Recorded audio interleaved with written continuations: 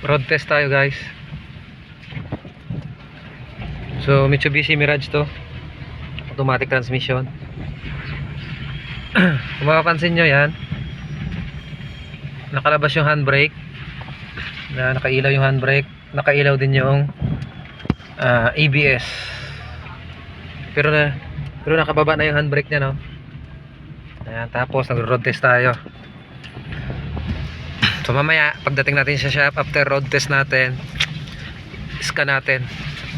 Tapos itong handbrake, i-double check natin kung problema ba nito, mababa na yung nasa low level na yung brake fluid dyan sa reservoir, or may leak sa system.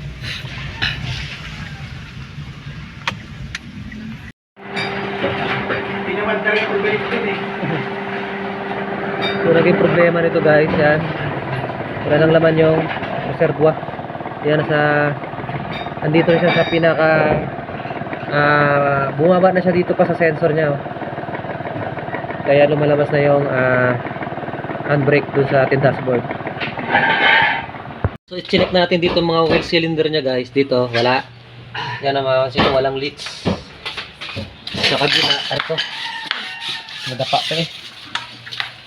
Sa kabila ganun din, wala ring leaks, wala na kasing ilaw eh. So ang problema niyan doon lang talaga guys, yan. Sobrang nipis na ng brake pad. So wala kasing ilaw, hindi nyo makikita.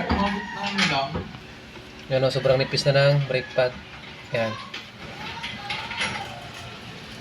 Kaya muwaba yung level ng brake fluid natin. Yan guys, sobrang nipis na. Yan. So ito daw pinalitan to ni sir nung siya 80,000. So ngayon magda 90,000 na siya.